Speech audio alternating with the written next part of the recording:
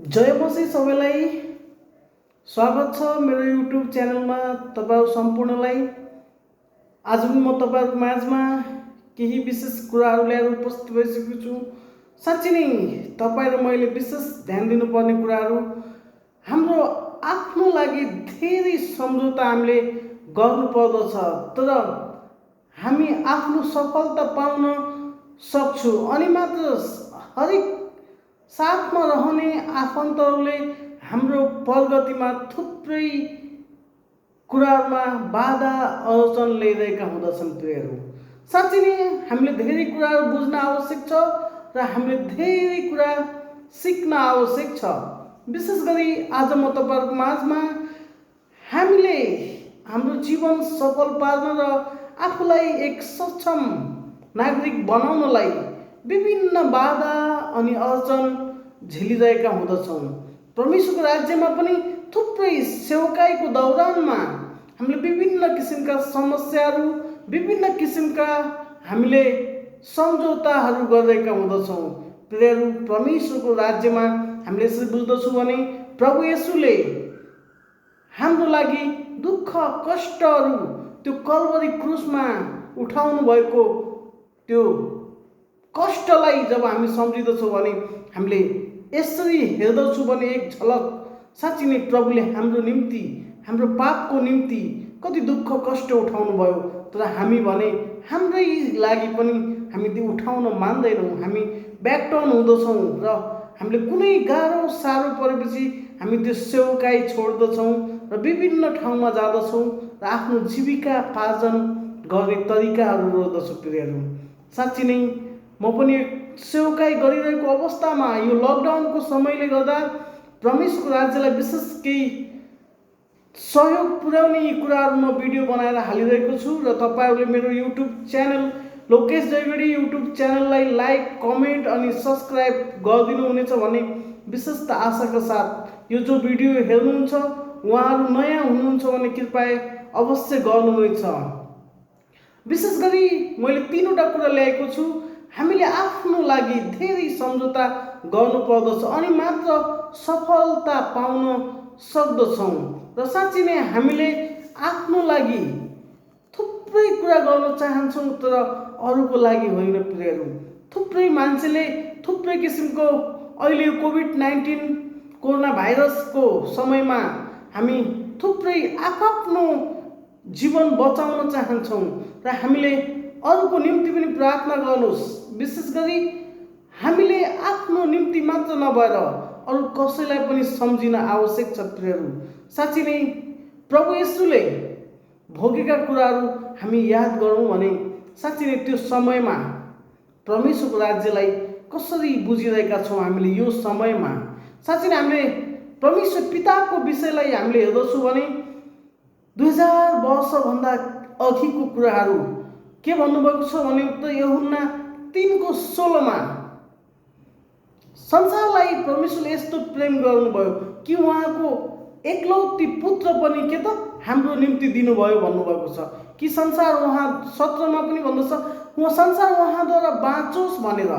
साँच्चै नै संसारले भोग्नु पर्ने दुःख कष्टहरू संसारमा जब विश्वास गर्ने मानिस अविश्वास गर्ने मानिसहरू थुप्रै छन्, तर तपाईँ र मैले पनि उनीहरूको निम्ति प्रार्थना गर्न आवश्यक छ। यो कोभिड-19 को समयमा विशेष हाम्रो जीवनलाई महत्त्वपूर्ण कुराहरू के छ भने सफलता कसरी पाउन सकिन्छ यो कोभिड-19 मा सपना सकारात्मक गर्न देख्नु पर्दछ र अनि मात्र हामी के त त्यो एक दिन अवश्य सफलता पाउनेछौँ र हाम्रो जीवनलाई टेवा पुर्याउनेछ त्यो कुराहरूले।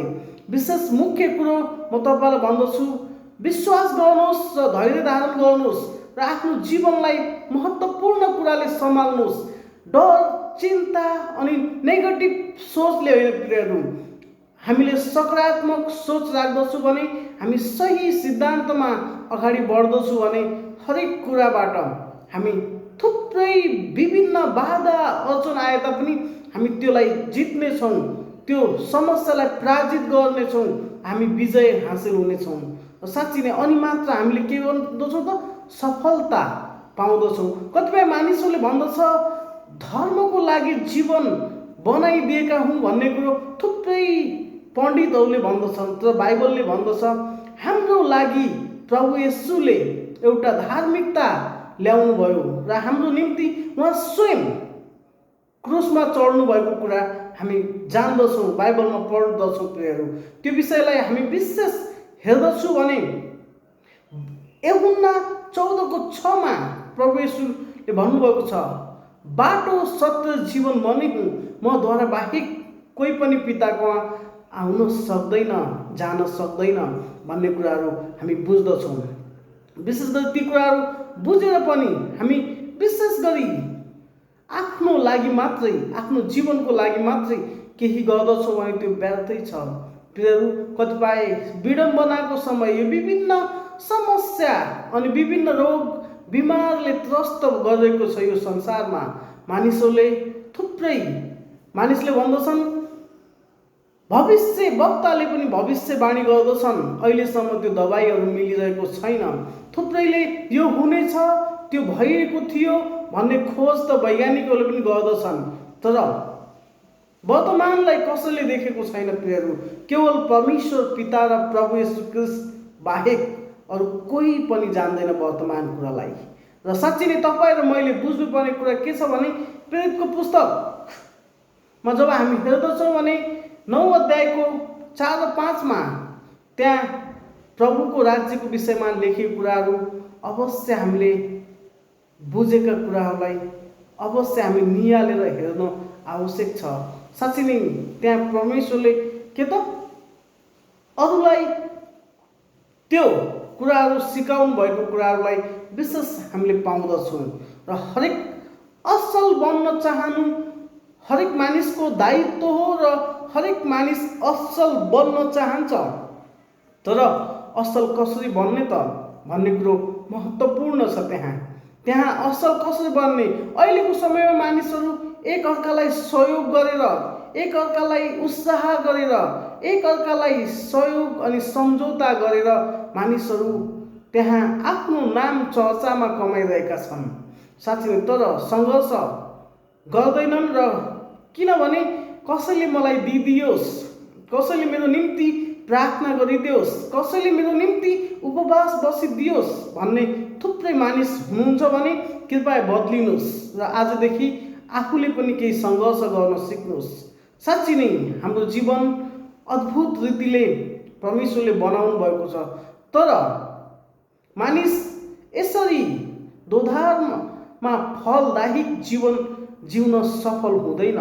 र विशेष गरी प्रियहरू म भन्न चाहन्छु तपाईँलाई आजको यो विशेष बसाइमा, यो कुराकानीमा विशेष गरी म तपाईँको यो भिडियोमा भन्न चाहन्छु र मानिस असल बन्नलाई त्यसको बाइबलले भन्दछ मानिस त्यसको के त रुखबाट नै फल कस्तो लाग्ने हो र फलबाट नै रुख कस्तो छ भन्ने कुरो हामीले बुझ्दछौँ भन्ने कुरो विशेष यहाँ बाइबलले भन्दछ प्रियहरू।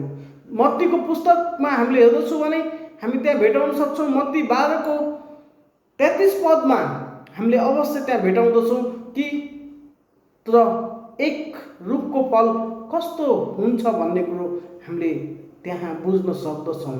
त्यसै गरी हामी परमेश्वरको राज्यमा विशेष बिउ छर्ने दृष्टान्तको विषयमा प्रभु येशूले बोल्नु भएको कुराहरू हामीले हेर्दछौँ भने मत्तीकै पुस्तक 13 अध्यायको 23 पनि भनेको छ, तर जब मानिस बिउ छर्दछ के चिजको बिउ छरिरहेको छ भन्ने कुरो उसले आफैलाई थाहा हुँदछ। चाहिँ त्यो जसले वचनको प्रचार गर्दछ त्यसले पनि के बोलिरहेको छु भन्ने कुरो जान्न आवश्यक छ। हरेक मानिसले बोल्नुभन्दा अगाडि म के बोल्ने र कसरी बोल्ने भन्ने कुरो विचार गर्न आवश्यक छ। तर मानिसहरू त्यो बाइबलमा बिउ छर्ने दृष्टान्त संसारको मानिसहरूलाई बोल्ने शैलीहरू र संसारका मानिसहरूलाई गरिने कार्यहरूको विषयमा यहाँ स्पष्ट गरेको छ प्रियहरू। साँच्चै नै परमेश्वरको राज्यलाई विशेष हामी ध्यान दिँदछौँ भने त्यहाँ स्पष्ट लेखेको छ। मत्तीको पुस्तक 13 अध्यायको 23 हामीलाई अगाडि लैजाँदछ र साँच्चै नै त्यो फल कसरी कुन ठाउँ कुन जमिनमा हामीले छर्दछौँ त साँच्चै परमेश्वरको वचनलाई पनि त्यस कहाँ छर्दछौँ भन्ने कुरो बुझ्न आवश्यक छ। फल बिउ छर्ने दृष्टान्तमा स्पष्ट भनेको छ, त्यहाँ असल जमिनमा परेको फल बिउ चाहिँ 100 गुणा र 60 गुणा र 30 गुणा फलहरू फलाउँदछ। साँच्चै नै त्यहाँ स्पष्ट हामीले बुझ्दछौँ भने परमेश्वरको राज्यलाई विशेष गरी ध्यान दिँदछौँ भने हाम्रो जीवन पनि त्यस्तै फलदायी हुनेछ। 100 गुणा र 60 गुणा र 30 गुणा। परमेश्वरले त्यो विषयवस्तुलाई घटाउनु भएको छैन, बढ्दो क्रममा भन्नुभएको छैन, उहाँले घट्दो क्रममा भन्नुभएको छ। र 100, 60 र 30 गुणा हामीले कति गुणा फल फलाइरहेका छौँ। हामीले यो समय सङ्कटको बेला एक अर्काको निम्ति कति प्रार्थना गरेका छौँ। आत्मिकी सल्लाह र विशेष गरी आत्मिकी कुराहरू के कस्तो सिकाइरहेका छौँ त भन्ने कुरो बुझ्न आवश्यक छ। पहिलो नम्बरमा थियो कि हामीले आफ्नो लागि सम्झौता गर्दछौँ। दोस्रो नम्बरमा थियो सफलता कसरी पाउन सकिन्छ। तेस्रो नम्बरमा थियो हरेक मानिसले असल बन्न चाहन्छ। साँच्चै नै असल बन्न चाहनेहरूको कमी छैन, तर असल बन्न सक्नेहरू थोरै मात्र छन्। प्रियहरू, साँच्चै नै तपाईँ र मैले यो विशेष कुराकानी हेरेर हाम्रो जीवनमा उतार्न आवश्यक छ भन्दै बिदा हुन चाहन्छु। जय मसीह।